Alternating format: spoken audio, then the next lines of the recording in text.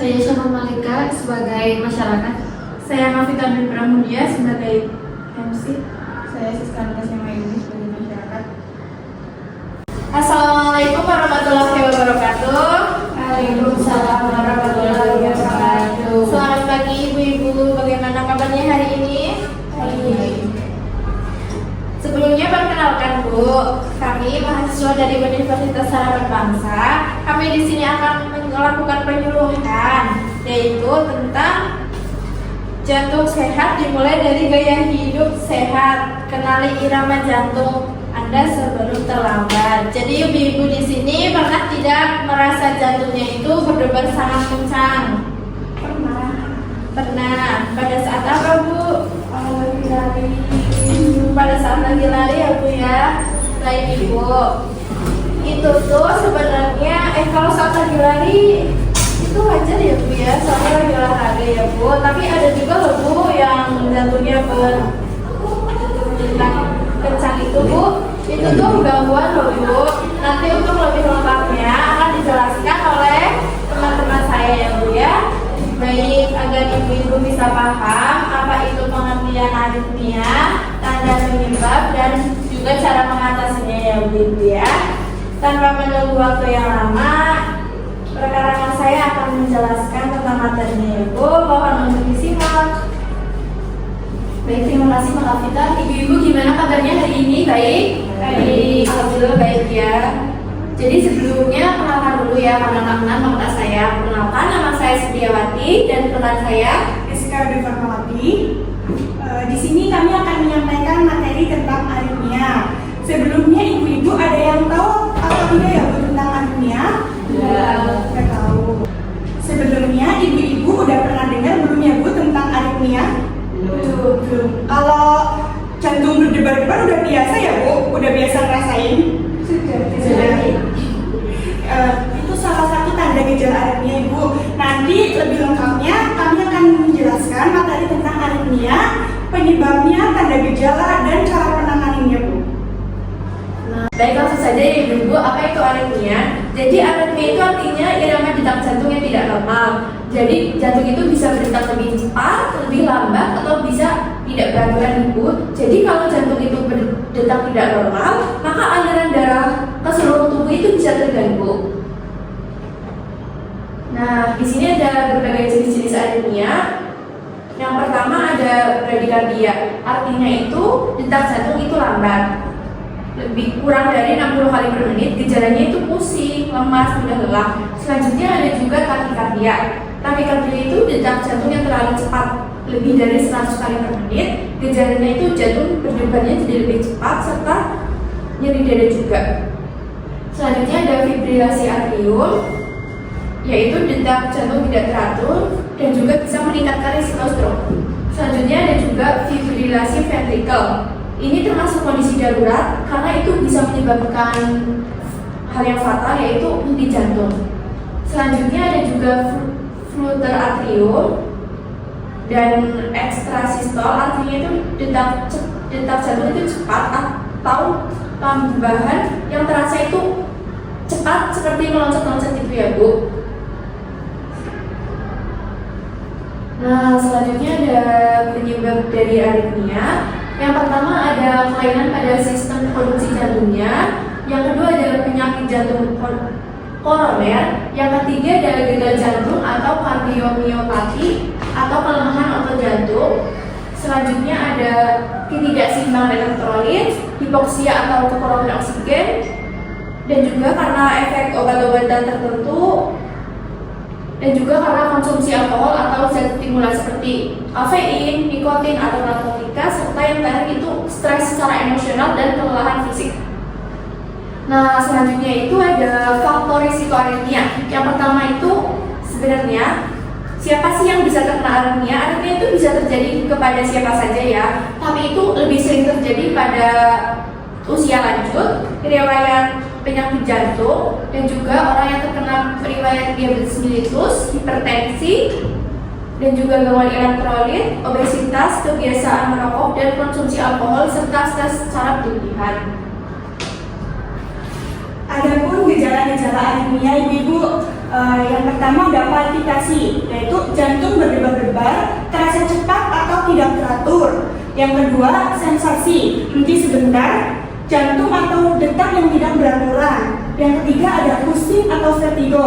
Nih, ibu-ibu yang sering merasa pusing atau kepalanya berputar-putar itu bisa menjadi salah satu gejala anemia. Yang keempat ada sesak nafas. Yang kelima ada kelelahan yang mudah lelah. Kayak ibu-ibu misalnya baru aktivitas sebentar itu udah cepet lelah gitu.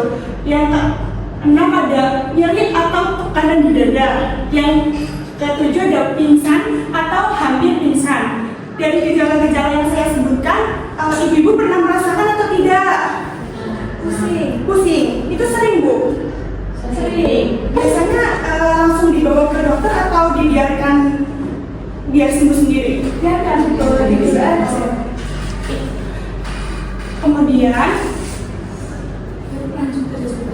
Kemudian ada pemeriksaan aritmia nih. Biasanya ibu-ibu ini nanti kalau misalnya terkena aritmia bisa melakukan pemeriksaan. Yang pertama diamati yaitu riwayat pasien, kayak tentang kesehatan terdahulu, terus kesehatan sekarang, sama penyakit turunan dari keluarga. Kemudian ada pemeriksaan fisik. Yang ketiga ada pemeriksaan penunjang seperti EKG, Holter monitoring, tes latihan atau stress test. Kemudian ada pemeriksaan darah, kemudian ada USG jantung, yang terakhir ada elektropsikologi study. Gimana sih Bu cara mencegah biar nggak terjadi aritmia? Yang pertama, kita harus makan makanan yang bergizi. Makanan bergizi ibu udah tahu kan apa aja? Buah. Terus? Sayur. Ya, jangan lupa proteinnya ya Bu. Ya betul, makanan bergizi seperti buah, sayur, ikan, biji-bijian. Kemudian hindari rokok, alkohol, dan kafein yang berlebihan. Nih, suami ibu-ibu kan banyak yang merokok ya Bu?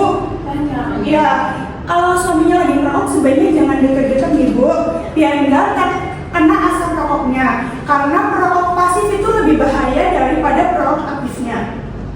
Kemudian ibu-ibu di sini ada yang sering ngopi Bu? Sering. Sebaiknya ngopinya itu jangan terlalu sering Ibu, karena kafein itu menjadi salah satu penyebab aritmia. Olahraga yang teratur seperti jalan kaki, bersepeda. Yang penting sering Bu, jangan terlalu berat tidak apa-apa, yang penting olahraganya sering. Kemudian istirahat cukup 7-8 jam. Biasanya ibu-ibu tidur di jam berapa Bu? Jam 10, bangunnya jam pintan? Jam 5. Ya.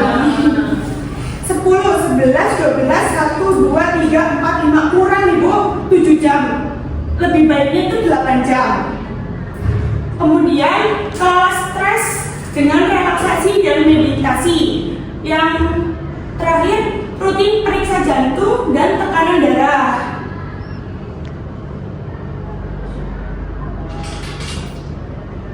Kapan nih kita harus datang ke puskesmas untuk cek apakah kita kena aritmia atau tidak? Yang pertama, ketika kita merasakan gejala-gejala yang sudah saya sebutkan tadi nih Bu, gejala yang perlu diwaspadai harus segera periksa, yaitu ketika jantung berdebar tidak teratur, terlalu cepat dan terlalu lambat. Kemudian ketika kesadarannya pusing kepala ringan atau pingsan mendadak. Yang ketiga ada dada sering sesak, nyeri yang dirasakan di dada. Kemudian yang terakhir adalah kelelahan berlebihan, bengkak di tungkai. Nih, adapun kondisi darurat ini wajib banget Bu untuk dibawa segera ke IGD, yaitu ketika pingsan serius, itu pingsan yang lama atau disertai dengan kejang-kejang. Kemudian jantung berdebar secara cepat dan tidak berhenti dalam beberapa menit. Yang paling gawat darurat yaitu nyeri dada atau sesak nafas hebat atau terjadi henti jantung, itu harus segera dibawa ke rumah sakit dan dibawa langsung ke IGD. Kemudian ada pemeriksaan rutin yang dianjurkan untuk para yang terkena penyakit seperti hipertensi, diabetes, kolesterol tinggi, atau riwayat penyakit jantung. kemudian melakukan EKG, tekanan darah, dan cek elektrolit berkala. Baik Ibu-Ibu, sekian presentasi dari kami tentang penyakit jantung aritmia. Saya kembalikan lagi ke moderator.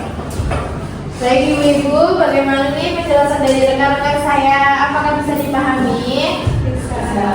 Bisa diingat-ingat ya Bu, tadi apa aja biar tidak terkena gangguan aritmia, tanda gejalanya. Bisa diingat ya Bu. Saya bagikan ini materinya dari Ibu bisa pelajari lagi di rumah ya Bu ya. Baik Ibu-Ibu, apakah ada yang ingin ditanyakan tentang materi aritmia? Silahkan bagi Ibu-Ibu jika ada yang ingin ditanyakan, nanti akan dijawab lagi oleh rekan-rekan saya. Saya mau bertanya. Silakan Bu. Apakah aritmia itu dapat disembuhkan?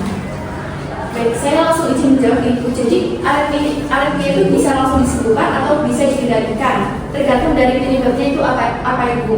Jadi kalau penyebabnya itu karena stres, kelelahan, atau terlalu banyak kafein, itu biasanya bisa langsung sembuh dengan memperbaiki pola hidup yang sehat Ibu. Namun jika penyebabnya itu karena punya riwayat penyakit jantung, itu perlu pengobatan yang lebih serius lagi dari dokter supaya detak jantungnya itu kembali normal seperti itu Ibu. Sebenarnya itu bisa dipahami. Selanjutnya apakah dari ibu-ibu yang lain ada yang bisa lagi? Saya mau tanya Mbak, terkait aritmia itu bisa menyebabkan kematian nggak ya? Ya, aritmia dapat menyebabkan kematian Ibu-Ibu jika tidak ditangani dengan segera. Makanya seperti yang tadi saya jelaskan, apabila Ibu-Ibu mengalami gejala seperti kepala pusing atau gejala-gejala berat yang lainnya yang menyebabkan aritmia, Ibu-Ibu segera datang ke rumah sakit atau puskesmas untuk melakukan pemeriksaan lebih lanjut supaya tidak menimbulkan efek yang berkelanjutan. Bagaimana Bu? Baik Ibu, apakah ada lagi yang ditanyakan? Tidak ada. Jika tidak ada, saya kembalikan lagi ke Mbak Vika. Baik Ibu-Ibu, terima kasih banyak ya Bu atas partisipasinya. Kalau begitu, mohon maaf dari kami, mohon maaf bila banyak tutur kata yang salah. Sekian dari kami, wassalamualaikum warahmatullahi wabarakatuh. Waalaikumsalam.